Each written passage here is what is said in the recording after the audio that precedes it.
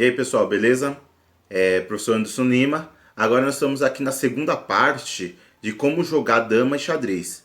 Nesse segundo vídeo, que é referente à segunda aula, eu vou estar ensinando vocês como montar as pecinhas de xadrez com as tampinhas pads, né? Separei algumas tampinhas e eu vou ensinar como vocês vão preparar elas, tá? O que tem que pôr para vocês identificar elas na hora de jogar. Qual é a importância disso para você poder realizar a sua estratégia? E vou passar alguns movimentos para a gente recordar como as peças se movimentem dentro do tabuleiro.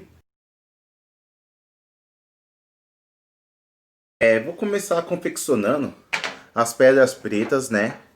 Ó, antes disso, lembra que eu mandei algumas tintas para vocês no pacote, né? Andei duas tintas, né? Colorida, né? A maioria vai estar indo branca ou preta, mas não importa a cor, o importante é você ter duas tintas, tá? É, eu aqui em casa tenho um pincel. Não mandei pincel para vocês, só que vocês podem estar utilizando o dedo para estar marcando, ou pode utilizar uma tampinha de caneta para fazer a marcação das tampinhas que você vai utilizar. Eu peguei aqui, ó, algumas tampinhas, né? Eu vou precisar inicialmente de 8 tampinhas, que são as tampinhas que vão ser as tampinhas líderes, que são o líder da base, que é o cavalo, o rei, rainha, a torre, tá? Que vão ser o esquadrão de elite do nosso tabuleiro, né? Escolhendo a tampinha, escolhendo a branca, porque a outra eu vou utilizar a branca, né? Aí eu coloco a cor preta em cima. Então eu preciso definir meu esquadrão, né? Eu já mudei a cor da tampinha. Então você vai precisar de inicialmente de 8 tampinhas. Então, 1, 2, 3, 4, 5, 6, 7 e 8. Tá? Esses 8 são o esquadrão de elite. Como a gente vai trabalhar esse esquadrão de elite? Eu escolhi umas coisas para marcar eles. Então é diferente da dama, né? Então xadrez eu preciso de marcação para saber qual que vai ser o meu rei, quem vai ser meu cavalo, quem vai ser a minha dama. E tudo isso aqui é importante porque cada um vai ter um movimento definido. Então vamos lá. Eu vou começar com o rei. O rei, ele vai ser apenas um pontinho, tá? Um pontinho branco.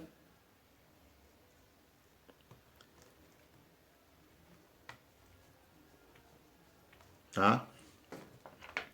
Rainha, 2 pontinhos.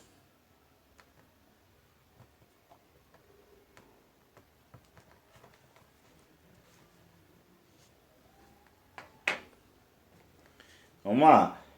Seguindo o bispo. O bispo vai ser 3. Lembrando, são 2 bispos, né? Então os 2 bispos precisam ter 3 pontinhos na. Os 2 bispos precisam estar marcados com pontinhos.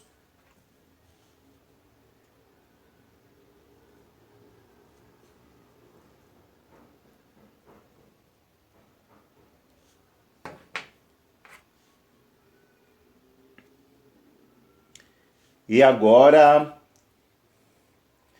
E agora o cavalo. Cavalo com 4 pontinhos.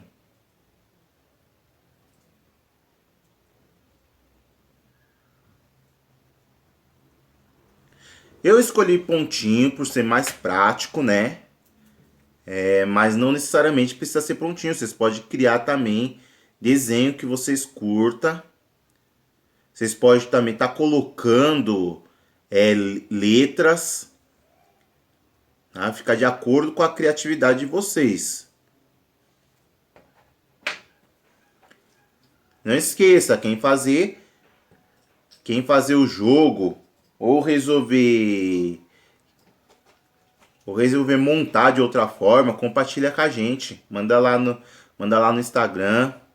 A gente está dando uma olhadinha nas suas produções. E agora a torre. A torre é 5.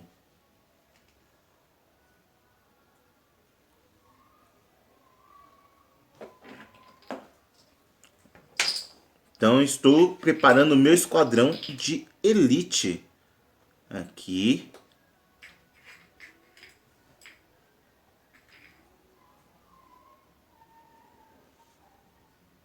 Pronto. Vamos dizer que por horas eu acabei meu esquadrão de elite aqui. Sujou o dedinho. Aí, como eu falei que eu preciso de 8, né? Esquadrão, 8 pedrinhas para ser meu esquadrão de elite, já selecionei. E agora eu preciso de mais 8 para ser o peão. Né? Eu preciso de 8 para ser o peão. O peão, eu não vou colocar cor, né? No peão. Eu não vou demarcar ele com nenhuma cor. Por quê? O peão são pedras que são iguais. Então eu acredito que não preciso demarcar eles com cor. Mas vai, professor, mas eu quero colocar alguma corzinha nele, eu quero pintar. Fazer uma coisa, tudo bem, fique livre e pinte. Tá? Nesse momento a gente não precisa. E essa mesma coisa a gente vai fazer com as pedras adversárias. A gente vai demarcar com outra cor, tá ok?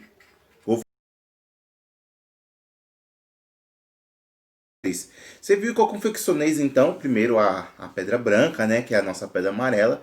Eu coloquei pontinhos brancos, né, para identificar cada pedra nossa, né. Então, desse lado que eu tenho a pedra branca, eu tenho na letra E, eu tenho um rei, onde sempre vai estar posicionado na letra E, que é um ponto.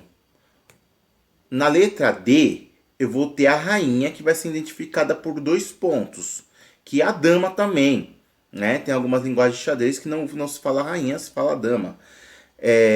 Eu vou ter na letra C, identificado com 3 pontos, o bispo, que também vai ter do outro lado, que é na letra F, um bispo.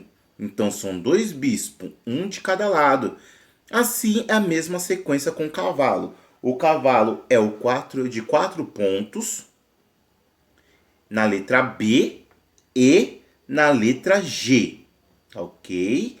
E mais a torre, que é na letra A, que são de 5 pontos, e na letra H também a torre com 5 pontos, tá? Os peões, eles não estão marcados, né? Eles ficaram limpos, todos os peões, porque não tem necessidade de demarcar eles, porque são pedras que vão ter a mesma funcionalidade, eles têm o mesmo movimento. E no campo, deixa eu virar aqui, no campo branco,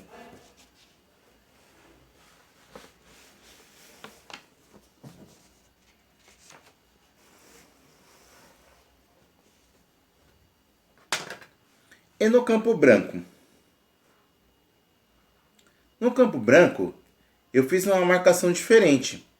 Então, na letra E, eu coloquei letras como R de rei, D de dama, tá? B de bispo, C de cavalo e T de torre. Identifiquei por letras, né?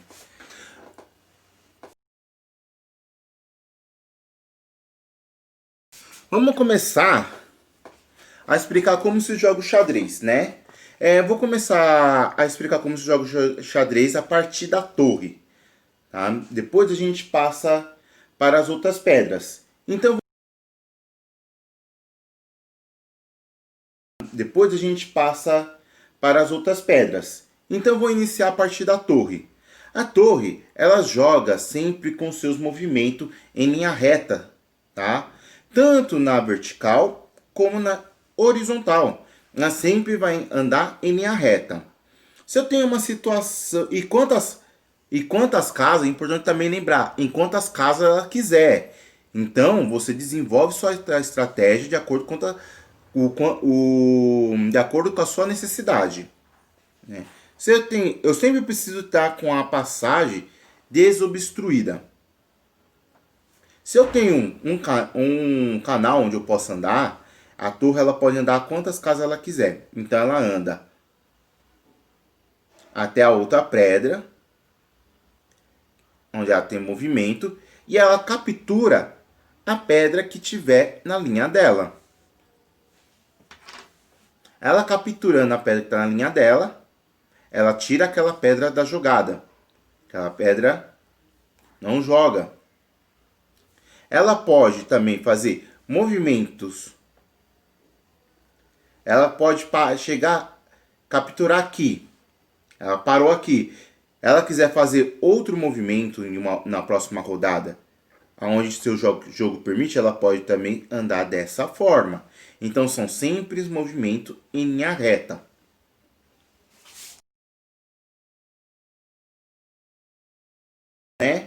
O peão, ele é uma pedra, ele é importante e também não é tão importante durante o jogo, né? É uma pedra que tem ele é muito importante, porém não tem muito valor, não é muito reconhecido. De início, o peão, quando ele está na sua linha de saída, na sua largada, assim eu vou chamar, ele pode andar uma ou duas casas de início,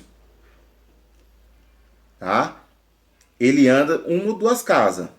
Se eu tenho a necessidade de preparar uma estratégia onde o meu adversário ele não possa invadir com facilidade o meu território, eu posso armar estratégias de saídas, saindo com alguns peões, duas casas, em alguns deixando apenas uma casa.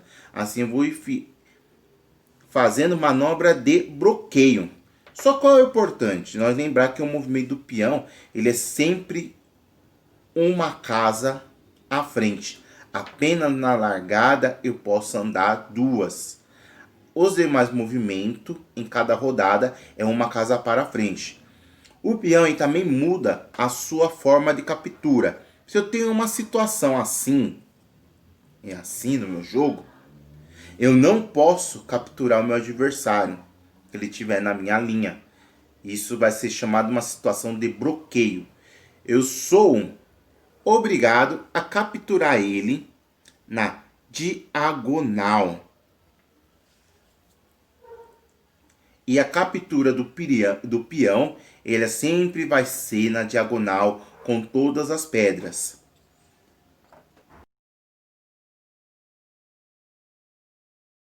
Agora é hora de falar um pouquinho do bispo, né? O bispo no xadrez, ele tem uma jogada também limitada, apesar dele poder andar quantas casas ele quiser.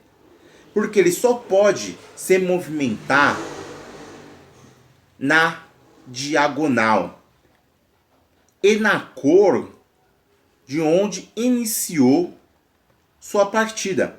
Então, aqui nosso tabuleiro ele é vermelho e branco. Eu tenho um bispo no vermelho e tenho um bispo no branco, tá?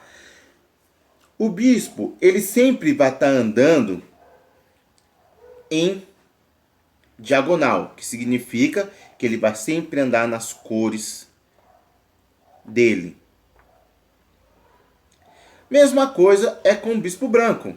Ele sempre vai andar na diagonal, nas casas brancas, nas cores dele. Quantas casas ele quiser durante a partida dele. A captura. Como funciona a captura? Como o bispo captura?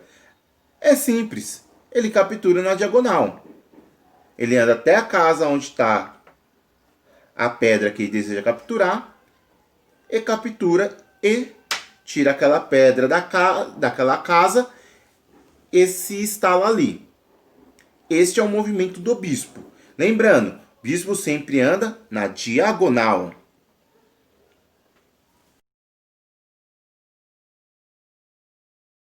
Agora vamos falar um pouco como se movimenta a dama. A dama, no jogo de xadrez, ainda ela não é a mais importante, né? Só que ela é uma peça fundamental para o jogo de xadrez. Sem a dama, com a dama você tem infinitas possibilidades de jogada, tá? Por quê? Primeiro, que a dama ela se movimenta para qualquer lugar, tá? E todos o seu movimento são ilimitados. Ela pode andar quantas casas ela quiser. Um exemplo, a dama ela pode fazer o movimento da torre em linha reta. Então ela anda até onde ela quiser, ou até onde tiver um adversário dela e captura. Só que também funciona nos movimentos nas horizontais. Funciona também a dama na vertical. E funciona a dama querendo andar só apenas uma casa ao lado dela. A única jogada que ela não vai poder fazer é uma jogada que nós chamamos em L. É o único movimento que a dama não executa. Ela não executa o movimento em L. Mas os demais movimentos da torre, do bispo e do peão, ela executa, tá?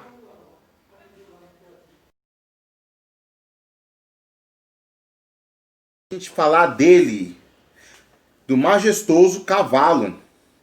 O cavalo, ele é uma peça que tem a mesma importância da dama, porque ele tem um movimento diferencializado. O movimento do cavalo, que é o nosso número 3 aqui, ó, 3 pontinhos, ele tem uma jogada que nós chamamos de jogada em L, né? Ele joga uma, duas, três casas à frente, né? E virando para a direita ou virando para a esquerda e se alojando naquela casa. É a única pedra que ela pode saltar as suas pedras no jogo. Então possibilita estratégia de avanço diante do território inimigo, né? Então, conforme você aprende a jogar com o peão, você pode fazer jogadas criativas. É a peça que tem uma variação de jogada maior. Então, sempre a jogada do cavalo ela é em L. Então, sair daqui. 1, 2 e 3. Do meu ponto de partida, 1, 2 e 3. Ou 1, 2 e 3. Eu vou fazendo jogada invariável. Sempre contando 1, 2, aonde eu vou parar, 3. E fazendo o L. Lembrando, é sempre jogada em L. Três casas que ele se movimenta, jogando em L.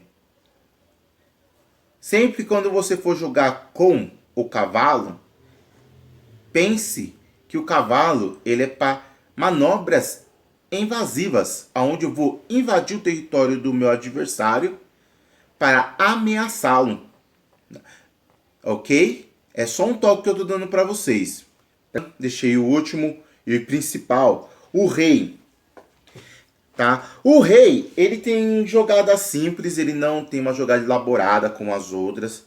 Ele se comporta praticamente, ele é um peão, um peão aperfeiçoado.